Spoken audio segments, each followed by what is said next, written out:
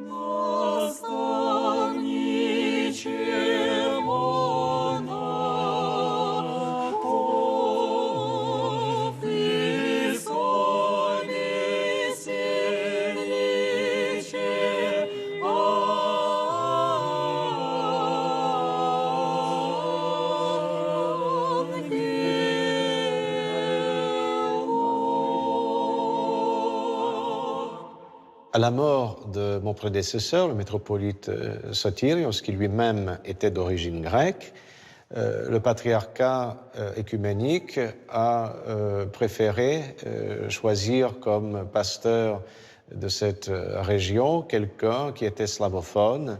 Cela fait maintenant un peu plus d'un an que j'ai été nommé à la tête de cette métropole de Pisidie. Et c'est très émouvant de voir que la vie chrétienne, la vie orthodoxe renaît de ses cendres. certes avec d'autres personnes venues d'ailleurs, mais qui partagent la même foi. Évidemment, la majorité des personnes qui habitent, des orthodoxes qui habitent la région d'Antalya aujourd'hui sont des Slaves, des Russes, des Ukrainiens, des Biélorusses, mais nous avons aussi des Géorgiens, nous avons aussi des Roumains, nous avons des Serbes, des Bulgares, et aussi des personnes qui se convertissent au christianisme orthodoxe, qui sont baptisées ici. Nous faisons souvent des baptêmes d'adultes, des baptêmes d'enfants. Bien sûr. Ah, yes. Oui, nous avons des tâches administratives à accomplir. Voyons voir. Voici la demande. C'est la mère, n'est-ce pas? La mère, le père. Et là, c'est de la part des parrains, n'est-ce pas? Oui, il y a un certificat de baptême du parrain. Et le certificat de la marraine, parfait. C'est très bien. Nous avons désormais un nouveau membre de l'Église.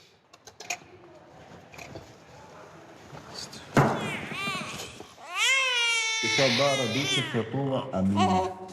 Печатдара Духа Святого. Аминь. Печатдара Духа Святого. Аминь. Печатдара Духа Святого. Аминь. Печатдара Духа Святого. Аминь. Берут. Печатдара Духа Святого. Аминь. Печатдара Духа Святого. Аминь. И Печатдара Духа Святого. Аминь. Это вам нравится, да? Печат Духа Святого. Аминь. Печатдара Духа Святого. Аминь. Печатдара Духа Святого. Аминь. Donc nous essayons de répondre aux besoins des gens qui ne peuvent pas toujours venir régulièrement à l'église puisqu'ils habitent à une trop grande distance d'Antalya. Nous sommes en train de développer notre site internet et nous avons un chargé de communication qui est originaire d'Ukraine et qui donc travaille pour notre métropole en tant que directeur de la communication. Lorsque je suis arrivé en Turquie, à Alanya, j'ai commencé à chercher une église. En fait, je suis allé sur Google et j'ai écrit église orthodoxe. La première entrée de la recherche a été directement l'église d'Alypios le Stylite. Il s'agissait en fait d'une page Facebook. J'y suis allé directement, j'ai regardé. Cela m'a beaucoup intéressé. Je voulais y aller pour Pâques. Et nous y sommes allés. Cela m'a beaucoup plu parce qu'il y avait beaucoup de monde. C'est ainsi qu'a commencé ma vie ecclésiale en Turquie. Et puis un jour, je suis arrivé à l'office. C'était le 2 octobre, le jour de ma fête onomastique. J'ai fait la connaissance de Monseigneur Job et je lui ai raconté ce que je faisais chez moi. Je gérais des comptes de médias sociaux sur Facebook et Instagram. Je m'occupais également de photos et de vidéos. Et il a vraiment apprécié la façon dont je prenais les photos au cours de l'office. Moi, je n'ai rien demandé. J'ai simplement dit que c'était ce que je faisais. Et il a dit, eh bien, essayons de prendre quelques belles photos. Et c'est comme ça que j'ai emprunté cette voie. Aujourd'hui, ici, à la métropole, je suis responsable des médias. En gros, je fais des vidéos sur YouTube.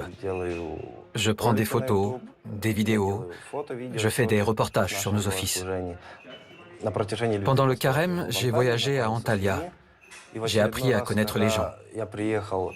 Une fois de plus, je suis arrivé juste avant Pâques. Nous étions occupés à préparer l'église pour la fête. Et là, j'ai fait la connaissance de Lydia, ma petite amie.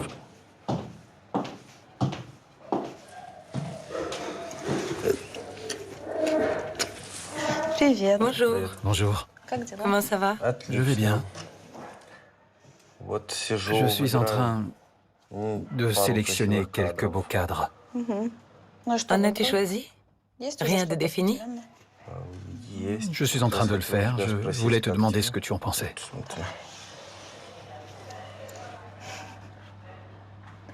Je pense que ça fera l'affaire. Celui-ci? Oui. Il y a celui-là aussi. Et lui? Comment est le son? Tu l'as écouté? Je pense que nous devrions choisir le chant à la Mère de Dieu. Il est magnifique. Et que penses-tu de l'hymne des chérubins, celui que nous avons enregistré? Nous pourrions commencer par l'hymne des chérubins et finir par le chant à la mère de Dieu pour terminer en ton majeur. Tu es mieux placé pour le savoir. D'accord.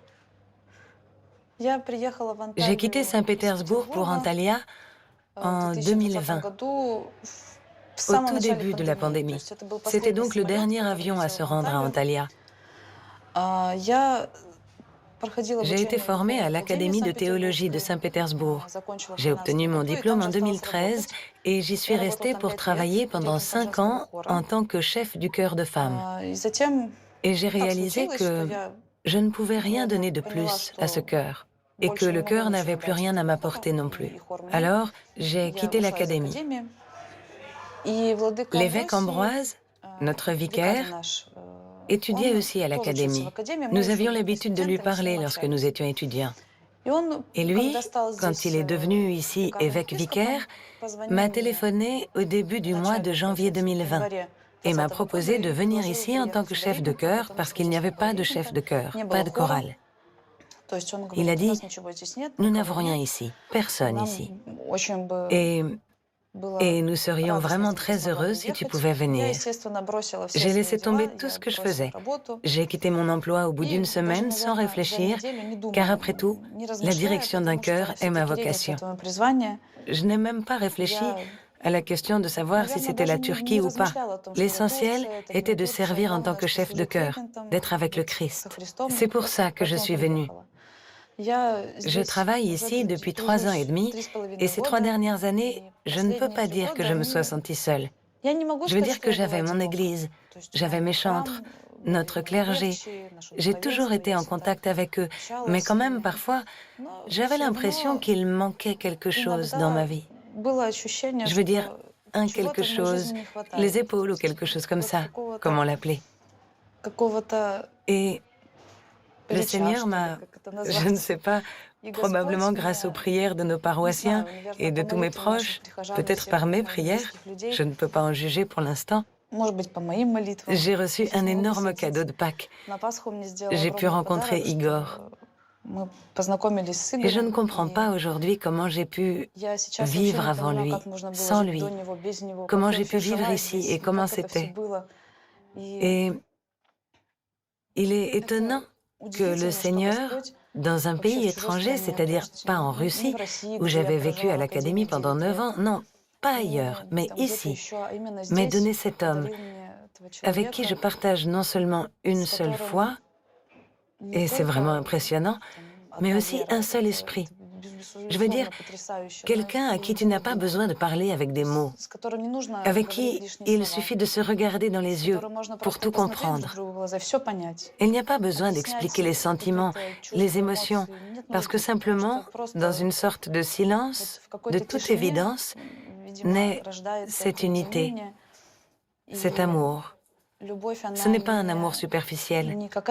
Voici un amour qui naît vraiment, qui vient des profondeurs de l'âme, qui est sincère, pur et qui vous enrichit, qui ne gaspille pas votre âme pour des émotions inutiles sur quelque chose, sur des passions incompréhensibles, mais qui enrichit réellement et qui nous rend meilleurs chacun de nous, moi et j'espère lui aussi.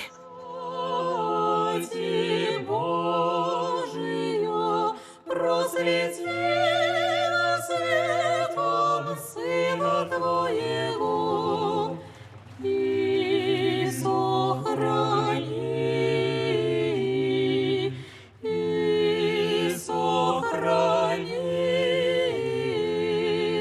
людей православных.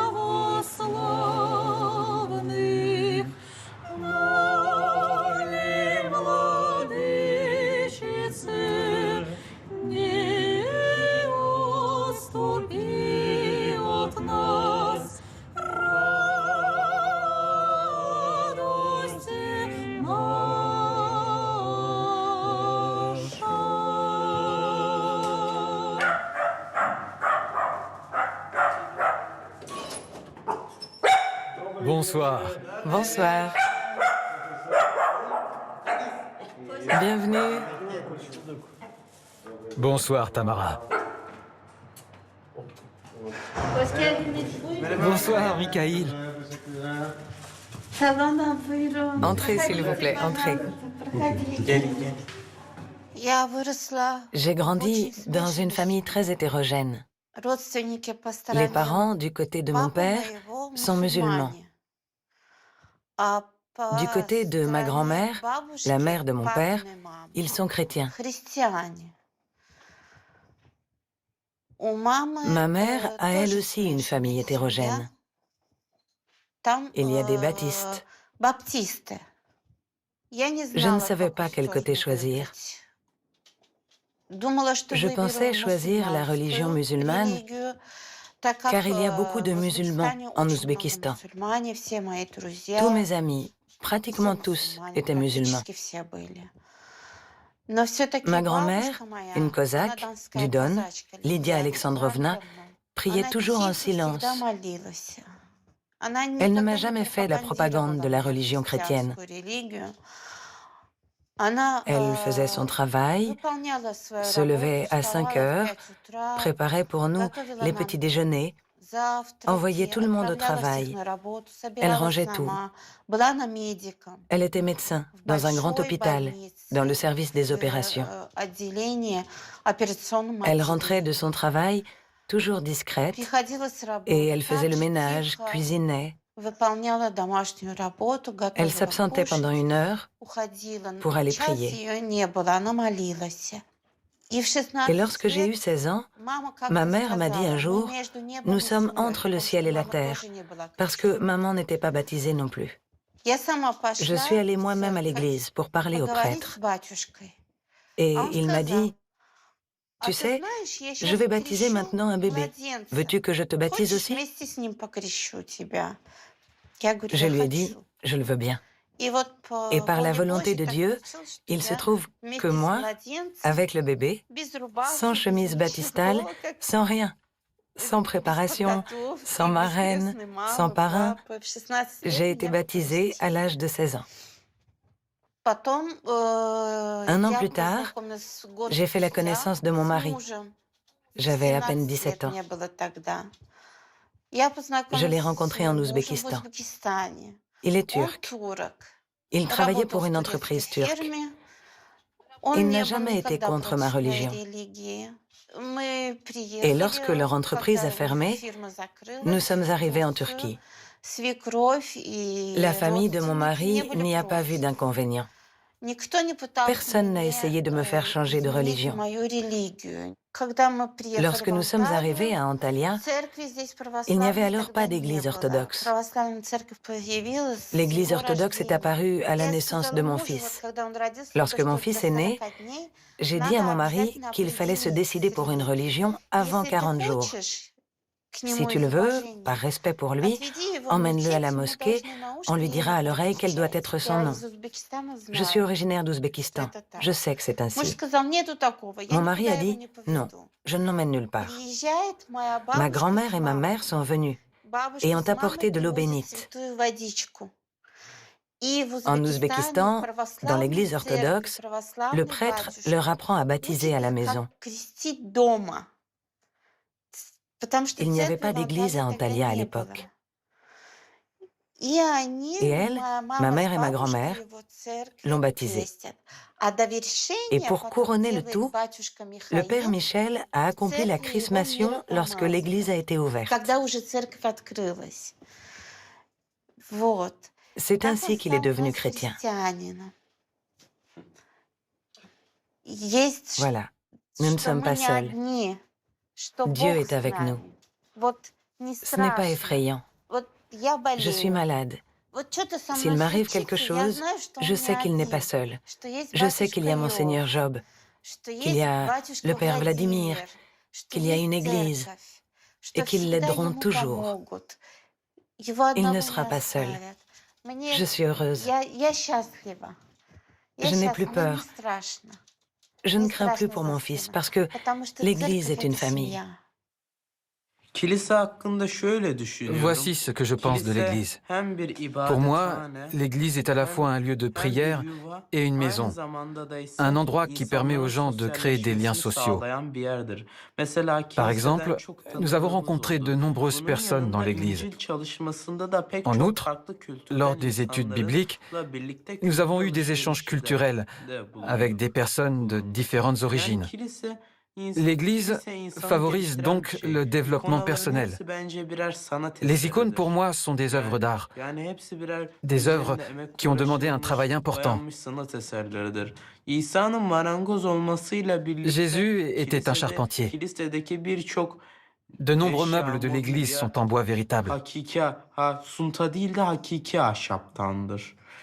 Pour résumer, l'Église est un espace décoré, mais en même temps, elle invite aussi aux bonnes choses, comme le développement personnel, les échanges culturels et sociaux.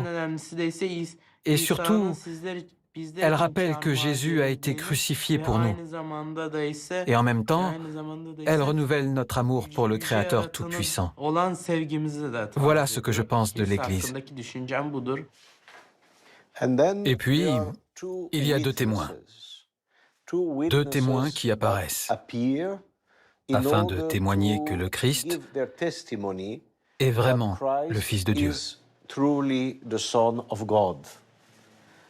Les deux témoins sont Élie et Moïse. Pourquoi Moïse? Parce que, si vous vous souvenez de l'Ancien Testament, dans le livre de l'Exode, Moïse a reçu de Dieu les 10 commandements.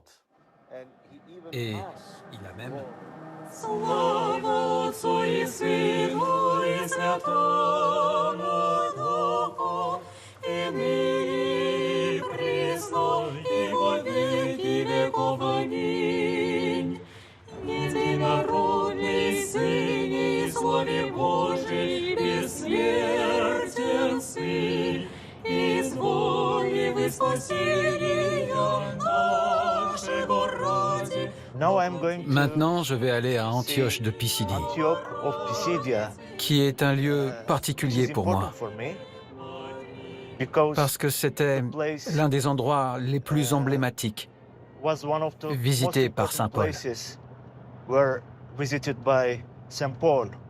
Saint Paul est très important pour moi, car quand j'étais petit, nous ne disposions pas d'Internet, ni d'autres outils éducatifs de ce type. Nous avions l'habitude de lire les encyclopédies et les grands livres.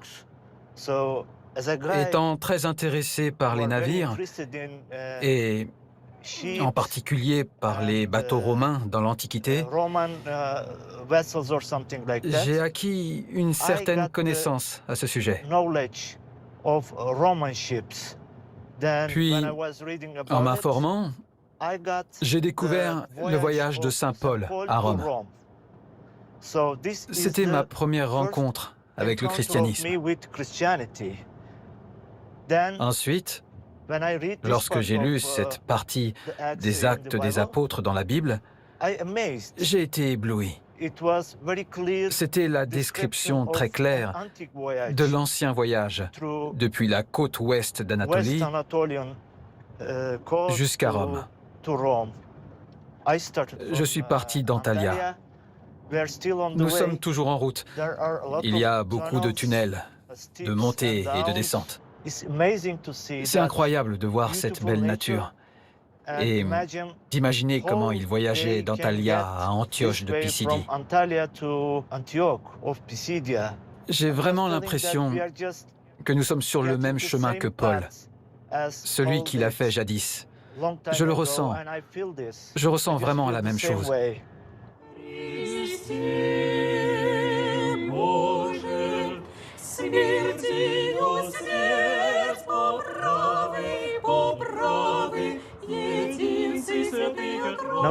Nous nous trouvons maintenant à Aiguirdir. Nous sommes sur le chemin de saint Paul. Je suis sûr que cet endroit fut l'un des arrêts possibles de saint Paul.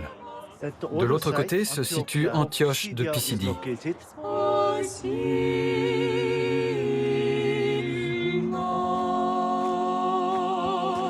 Mon voyage depuis Antalya s'est finalement terminé ici, à Antioche de Pisidie. Je suis devant la synagogue où saint Paul prêchait et passait du temps dans les environs. C'est une chose très intéressante pour moi, car, comme je vous l'ai déjà dit, saint Paul joue un rôle important dans ma vie. Il a été éclairé par notre Seigneur lorsqu'il était sur le chemin de Damas. Cette rencontre a été un peu traumatisante pour lui. Mais plus tard, un homme nouveau naquit, de Saoul à Paul. Mon histoire ressemble également un peu à ça. Quand j'ai réalisé qu'il y avait quelque chose de très intéressant dans la Bible, j'ai commencé à apprendre. J'ai commencé à comprendre ce qu'il y a dans la Bible. En fait, à l'époque, il s'agissait d'une recherche intellectuelle. Mais plus le temps passait, plus cela a évolué vers une voie spirituelle. Lorsque j'avais 14-15 ans, nous avions l'habitude d'aller dans la partie égéenne de la Turquie, la partie occidentale. Et on écoutait beaucoup la radio à l'époque. Quand j'étais jeune, j'avais l'habitude de régler la radio pour essayer de trouver des choses intéressantes. Puis, j'ai découvert la musique byzantine sur une station de radio grecque, car les fréquences pouvaient se mélanger. C'était la première fois que j'écoutais et que je savourais cette belle musique. Si vous savourez une belle chose, vous la gardez dans votre esprit. En fait, l'orthodoxie est un phénomène très local en Anatolie. L'Anatolie a toujours contenu quelque chose de la culture orthodoxe. Au fil du temps, de nombreuses rencontres ont eu lieu et le christianisme orthodoxe m'a entraîné dans son sillage. Maintenant, je suis dans l'Église. Je peux dire que j'ai suivi le même chemin que saint Paul. Un nouvel homme a émergé de moi, sous le nom de Michael.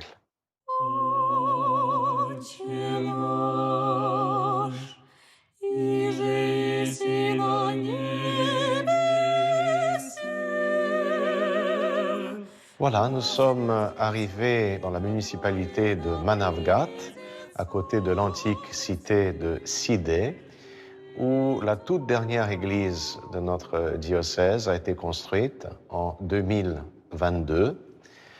Cette église est dédiée à saint Paul et elle prend, pour ainsi dire, le relais de l'antique basilique dédiée à saint Paul dans la ville de Sidé.